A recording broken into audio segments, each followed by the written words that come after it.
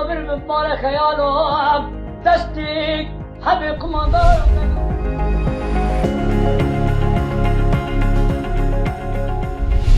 سڵاوتان لێبێت و تەندروست باش بن. لە ئەڵقەیەکی نوێی کۆوارەوە بە کۆمەڵێک بڕگە و بابەتی ڕەنگاوڕەنگەوە هاتووینەتەوە لاتان. سەرەتای بەرنامەکەش بە گرنگترین هەواڵە کولتوری و هونەریەکانی هەفتە دەست پێ دەکەین.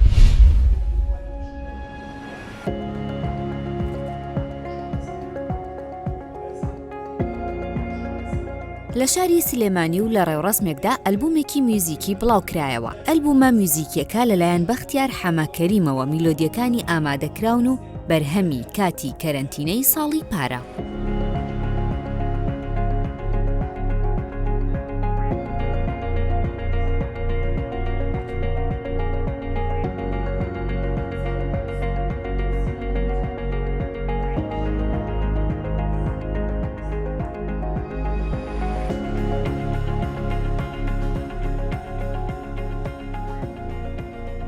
سیدەکە بەرهەمی ڕاستەکەی بەرهەمی کەرەنتینەی ساڵی ڕابردوو بوو. کۆمەڵێک بەرهەم ئامادە کرد لەو ساتەی کە خەڵک لە ماڵەوە کەرەنتینە کرا بوو تەنها ئەی خوارد و ئەخەوت. من کۆمەڵێک بەرهەم ئامادە کرد لە دوای بیرۆکەی ئەوم لا دروست بوو بۆ ئەم بارەمانم ئامادە کردووە بۆچی تۆماریان نەکەم. سەرەتا بیرمەوە کردەوە لەگەڵ کۆمەڵێک هاوڕێی خۆشەویستمان لە سەندیکای هونەرمەندان بیرمانەوە کردەوە لە کۆنسێرتێکا پێشکەشی بکەین.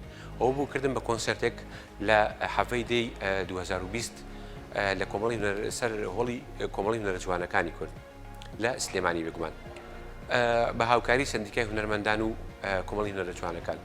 دواتر باش ئەم بەرهەمانە ئامادەن بیرمەوە کردەوە کە بیکەم بە ئەلبومێک وەکو یەکەم کەڕەت ئەم ئەلبومە تاقانەی لێ دروست بوو. بەرهەمەکان ئەلبومەکە بە ناوی هەستەکان خۆی لە 15 تراکە ئەبینێتەوە. تراکەکان تێکەڵان لە کلاسیک و لە خۆماڵی، بەڵام زۆربیان کلاسیکە.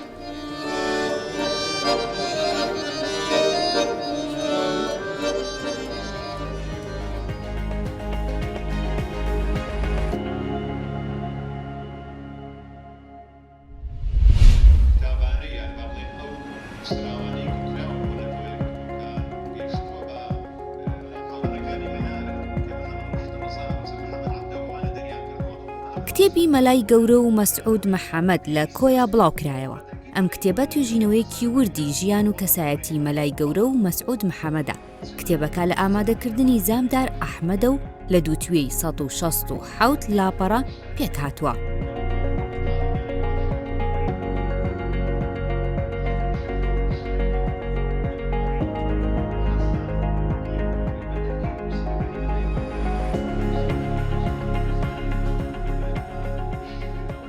دەکەڵێن جیاوازیان کتێبە لە کتێبەکانی ئەوەیە کە ئەمە لە ئەساسدا وتوێژ بووە، بۆیە ئەم کەسانەی کە لە کاتی قسەکردن بڵین دەربڕینی زار دەربڕینی قسەکردن جیاوازە لەگە نووسین. دەشێستا منە و قسانە دەکەم نەتوانم بۆ من نووی ساعتی تر هەمانە شتانی ئێستا دووبارە بکەمەوە و ئەم ڕێی دەربڕینە لەسەر ئەم دوو کەسایەتیش بە هەمان شێوەیە بۆ کۆمەڵێک باس و بابەتی زۆر ورد باس کراوە کە پێشتر باسی لێوە نەکراوە کەمتر لابەلای لێکراوەتەوە. بۆیە هەوڵمان داوە ئێمە زۆر بە وردی ڕۆ بچینە نێو ئەم بابەتانەی کە تا ئێستا مەسعود محەممەد یان مەلای گەورە قسەیان لەسەر کردو و باسییان کردووە، بەڵام لای خەڵکی ڕۆشن نیە، لای خوێنەران ڕوون نییە. ئەمە هەوڵمان داوە بگەین بەو ئەنجامانە بگەین بەم بابەتانەی کە بۆ خەڵک ڕۆشن نیە، بەڵکو لەم ڕێیەوە تا ڕادەیەک ڕوونتر بێت، تا ڕادەیەک تێگەیشتن لە زمانی نووسین و وەلەبیرکردنەوەی مەسعود محەممەد و مەلای گەورە ئاسانتر بێت.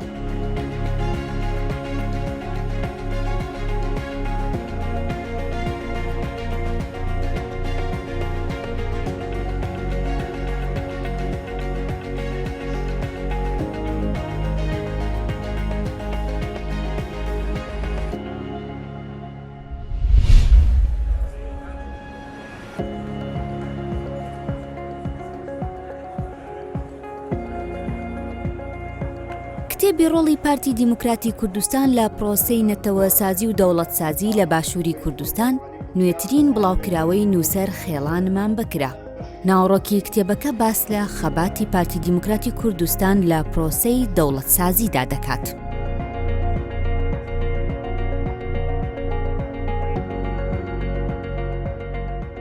ئەمڕۆ کە لێرە ئامادەین لە لقی 4 بۆ ناساندنی کتێبەکەم بە ناوی ڕۆڵی پارتی دیموکراتی کوردستان لە پرۆسەی دەوڵەتسازی و نەتەوەسازیە کە لێرەدا باسی حیزبێکەکەین لە شاخەوە کە چۆن بەرەو قۆناغ بە قۆناغ سەخوی داواکاریەکانی بەرز کردوێتەوە بۆ ئەوەی کە دەوڵەت دروستکات و بۆ پرۆژەی بنیادنانی دەوڵەت کاتێک کە حیزب پێویستی و کوردستان پێویستی بە شۆڕشکردن بۆ پارتی ڕابەرایەتی شۆڕشی کردووە ئەمەش مەرحەلە بە مەرحەلە ئەوەی کە ڕۆڵی لێرە یابینیوە و ئەو کتێبە جیاوازی لە کتێبەکانی دیکە ئەوەیە ئەگەر سەیری کتێبەکانی دیکە بکەین زیاتر باسی ڕۆڵی دەوڵەت یاخود پرۆسەی بنیادنانی دەوڵەت کراوە بە شێوەی یاساییەکەی یاخود بە شێوەی سیستەمی سیاسی یاخود بە شێوەی دەستوریەک بۆ یەکەم جارەکە ئەتوانم بڵێم لە پەرتووکێکە لە هەرێمی کوردستان کە باسی کرابێت بنیادنانی دەوڵەت بۆ بە شێوەیەکە حیزب ڕۆڵی تیابینی بێ ئەمەیان شتێکی نوێ و جیاوازە و پێم خۆش بۆ بینوسمەوە بیرۆکەیەکە لە 2004 کەنچەر بابەتێکم لە ڕۆژنامەیە بڵاو بۆەوە بە ناوی ڕۆڵی حیزب لە پرۆسەی بنیادنانی دەوڵەتە و توانین خۆی کەمەوە و یەکەم جار بەتەمام بۆ نامیلکەیەک دوای ئەم کتێبە جوانی لێ بەرهەم هاتوو ئینشاءڵڵا هیوادارم سوودبەخش بێت بە دنیای نووسین و ئەدەبیاتی کوردی.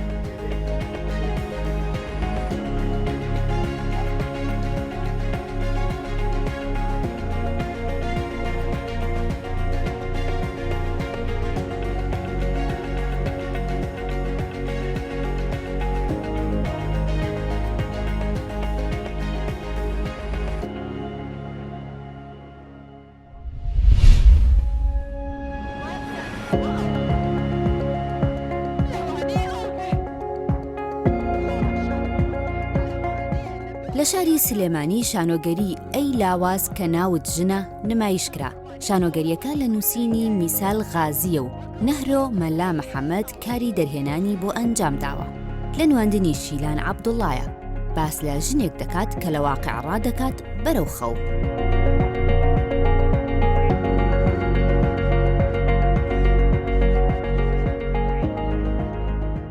ئەی لاواز کە ناو ژنە نووسینی نووسەری عراقیە میثال الغازی. ئەم نووسەرە وەک ناونیشانێک کامەی بۆ داناوە لە دەقی شکسپیرە وەری گرتووە. دایلۆکی دەم کەسایەتێک لە کەسایەتەکانی دەقەکانی شکسپیرایە. ئەم ناونیشانە بۆ خۆی وەکو جۆرێک لە ئیستیفزاز کاریگەری هەیە بەسەر چوار دەورەوە. نووسەرەکە وای لێ کرد یان وای لە نووسەرەکە کرد کە دەقێکی بۆ بنووسێت یان بێتە سەرەتایەک بۆ دەق. باسکردن لە ناوەڕوەکی ئەم نیشانوەیە باز لە تاکە ژنێکەکە وەک مۆنە دراما. ژنێکە لە واقع ڕاکە بەرەو خەو بە تەسەوری خۆی خەو ئەبێتە فردان ڕەسی، بەڵام خەویش کاردانەوەی واقع هەمان کات ئەکەوێتە ئەو مەرگە ساتەی کە هەیە. لێرەوە هیچ شوێنێکی نامێنێت، تەنانەت ئەبێت بڕیار لای خۆی بێت.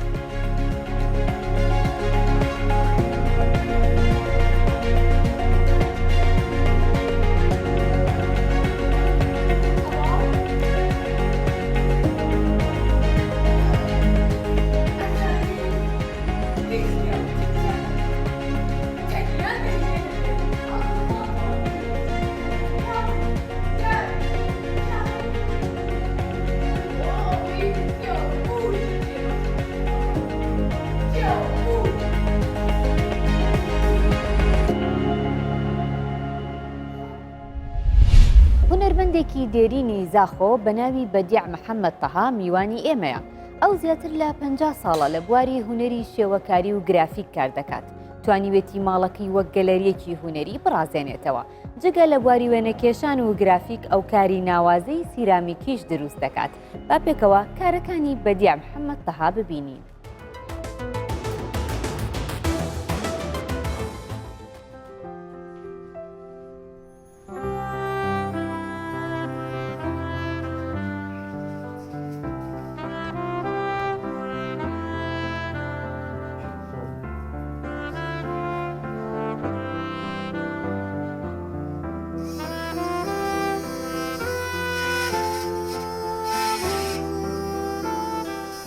معلم سال 64 65 یکمین مامۆستا فێرکردن هونەری سەیدای نەسرەدین بێ خودعافی کردن پشتی چومه بغداد داخل هنده دورا بیم گرافیک کولونا داری و سریا معدنو پشتی گه توجه من دیتنا من یا من حجت کرد سیرامیک بی سیرامیکی من سالا هشته و ایک دست بکر حتی هشته و نهه داخلی معرض هالسال داخلي معرض بغداد سر هويدية مدارس مهني بلو إيكي معتنا دائما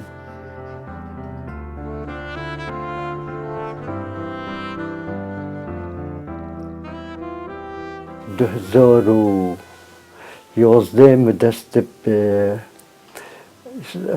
كورونا شيشي ورنگ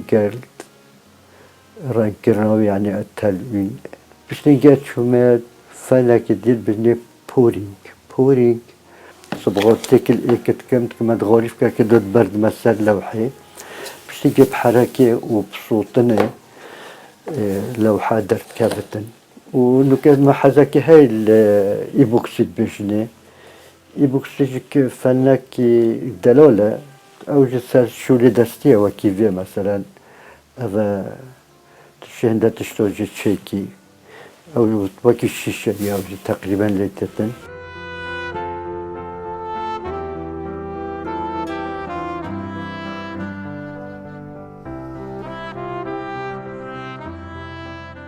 دست بيكو شولي من صالة 65 بي 65 مد قوتي تشتي دستي أعمال يدوية أو دورك المثلي فاكرين عندك ماموسة داخل بين الزمنوان بي سيدا مسعود بي سيدا علي بي أو داخل بين فترتر قيمة الدونة شولي دستي برد مدرسة وبتشيكو أفاش 2011 ورا تقريبا 260 تشتك لوحة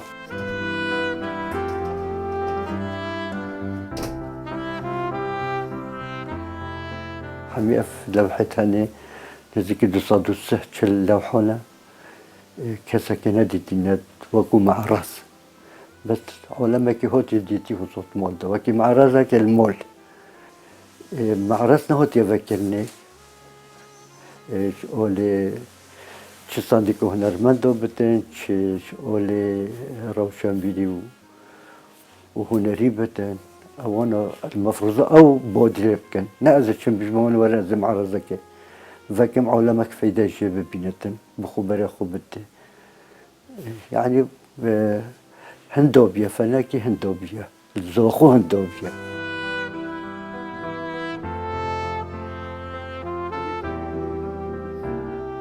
في تبدون هنري كفسر الملاك قال جهات شولة بجي درجة إيك وزارة الروشنبيلية لازمه ودعمك الهنرمند وكنت عندك هنرمند تاين الفيزا خوي أبديت هاي قهر أبديت هاي إمكانيات توي ضعيفا وزاخو محتاجي معهد الفنون جميلة كي زاخو جي هنرية وهنرمند ما زاخو أو إمكانيات تاين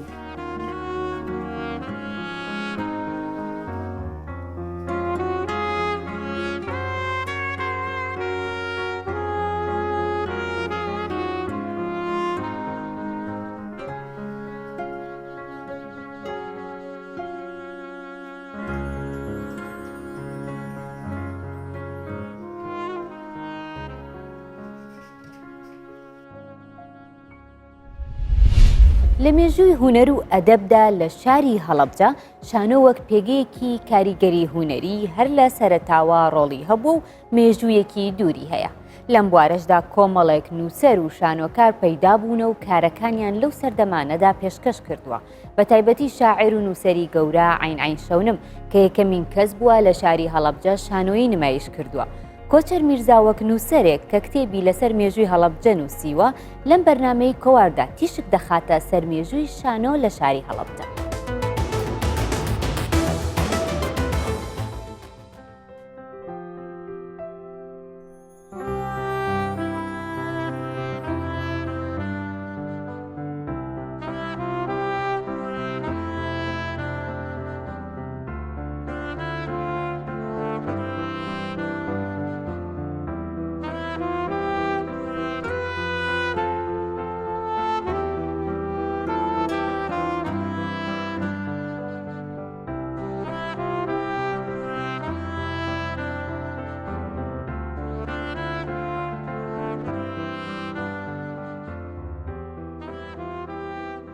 پێشەنگی شانۆ لە هەڵەبجا مامۆسا ئاین شەونمە کە ناوی عەلی عەبدوڵڵا شەونمە و کورتکراوەکەی ئاین شەونمە.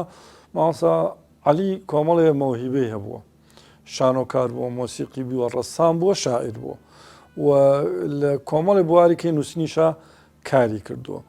ئەم پیاوە لە قوتابخانە بەپێ ئەو چاوپێکەوتنەیە کە خۆم ئەنجام ما لەگەڵ مامۆسا عەلیا و دۆکمنت بە ڤیدۆ لام ماوە، لە ساڵی 1938 دا وەکو چالاکی قوتابخانە یەکەم جار یەکەم شانۆییان بۆ دایکان و باوکان نمایش کردووە بە ناوی خانمی مەکرباس. ناوی یەکەیەکە ئەو کەسانە ئێنا کە بەشداری شانۆکەی ناو ئەو چالاکی قوتابخانەوە، بەس ئەمە بە شانۆگەری داناگرن. بەڵام ئەم پیا ئەوەنە یعنی حەزی لە شانۆ کردو بەدای بە دوای کە چۆت هاتۆتە دار مەعەلیمی ڕێفی و لە بەغا خوێندێتی و ئەو کاتە شانۆ خۆ دەزانی هونەرێکی تازەیە لە کوردستانە لە چاومێژووە. بینوێتی سەرسام بۆ بە شانۆ. هات لە ساڵی 1955 بە هەوڵی خۆی لە سانەوی کوڕانی هەڵەبجەی ئەو کات مۆڵەتی لە مدیری سانەوەکە وەرگرت لەگەڵ خواڵێ خۆژوو عومەری خەزانە کە ئەو تەنها ڕۆڵی دارتاشی بینیەوە. پێی وتووە ئەم شانۆی ئاوا دروستە، شانۆیەکی بە مواسەفاتی ئەو سەردەمە ئێستش دروست کردووە. شانۆیە کە مەستەبە هەیە، ژێری هەیە، شوێنی خۆگۆڕی نییە، شوێنی میکیاجی هەیە، تەنانەت پەردەکەشی دائەدرێتەوە.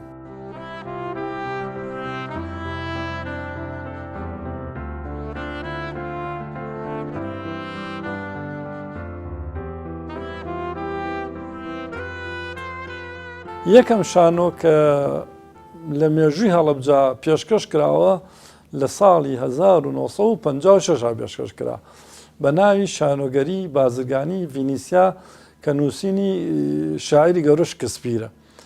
مامۆستا عەلی خۆی شانۆکەی لە عەرەبیەوە وەرگێڕاوەتە سەر زمانی کوردی. ئیتر ئەمە یعنی سەرەتای ڕاستەقینەی مێژووی شانۆیە لە هەڵەبجا 1956.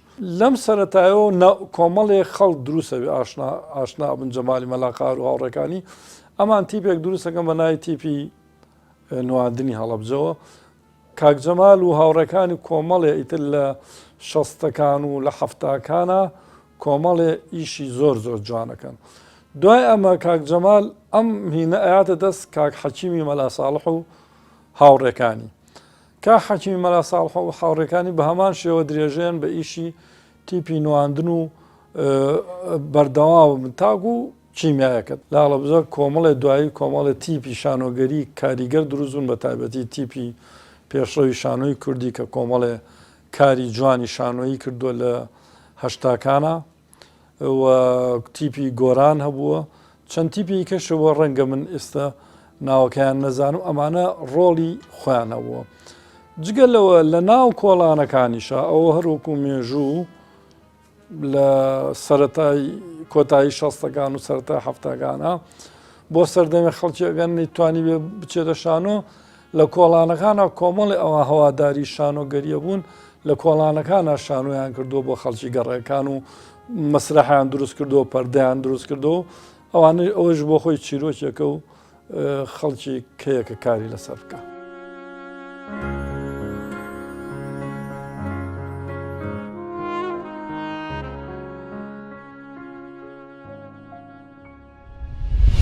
بابێ مەهڤانۆ ناوێکی دیاری گۆڕەپانی هونەریە لە ناوچەی بادینان. ئەو لە ڕێگەی هەبوونی ئامێری دەنگ تۆمارکردنەوە هونەرمەندەکانی ناوچەکە لە کۆنەوە پەیوەندیان لەگەڵی هەبووە، چونکە بابێ مەهڤان دەنگی بۆ تۆمار کردوون. ئێستاش بەرهەمی زۆر بەی ئەو هونەرمەندە کۆنانەی لەلا ماوە، وەکو محەممەد عارف جزیری.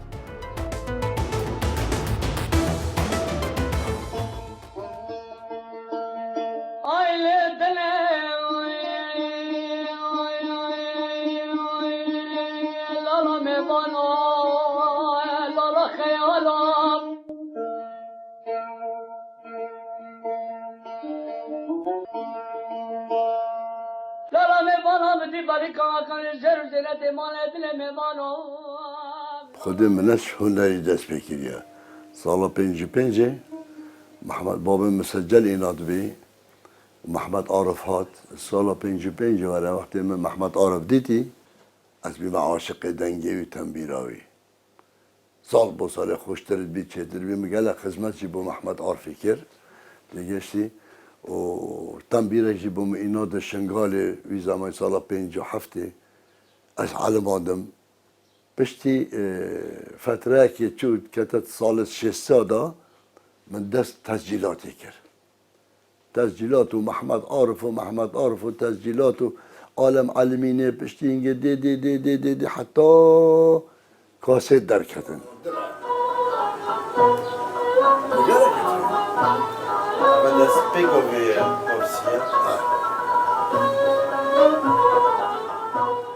پشتی کاسه در کتن من دست ها بهتر نشاط هنری بجا مستران بهش اینا محمد عارف و عیسی برواری و تحسین طه و اردوان و خلیل باکوزی و ایاز آخوی و من بلافت کردن ناباجری و عالمه کده بی هر افز چو یدید متینا یدید چون من نشاطه که زیده من دست هنری کردم من همی هنرمندی دیار کردم با همی عالمه که من توضیح کردم بلافت کردن دنیای محمد عارف گفت استران مهوان گفت بابا من سجل کردی ازاج موجود در من پاریسی مگو دلی خودم مگو یا ربی هکرس معصوم بابا بجینه که بینم خود کورا کردم لحظ نویب که مهوان بخاطر وسترانی بچپلی میوالی بالا ماه خبر بمال خیالم دستی همه کماندار و که قومی لازم و ضابط داول برلاوی که خوابی که خیالم لالا ردرام 46 هنرمند تو کون بکی تو خدمت بکی تو بینی بدینی و راکی بینی نه ماده لملالا و دچت نه خدمت لازمه خارل لازمه مصرف لازمه مهوان پریبه بی خدمت مالی مجی فتره اکی ما پشتا خود آیا ظروف دنیا افسر مداهاتن و فلان و فستان ما ترک جا رکادی پشتی محمد عارف دلیم چوه و بیرو هاتنیت محمد عارف تین تبیران وقت دستا بجم تنبیر جار نبخور تنی المال لیدم بخور گوه خود دم خوب خو یعنی چکی زوقام خوشت بتن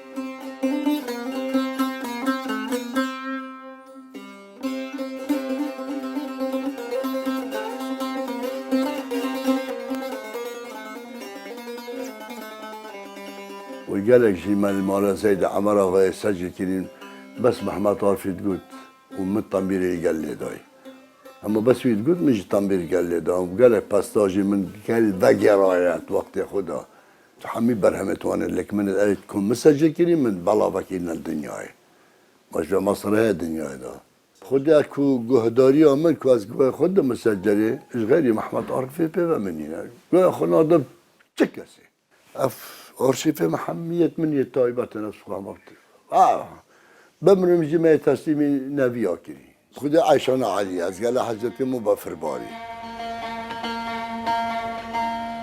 شخالم تصادم عوالي قلبي مرة متخاريب صبر بالحال بكي متنا خاريب بفرباري نواب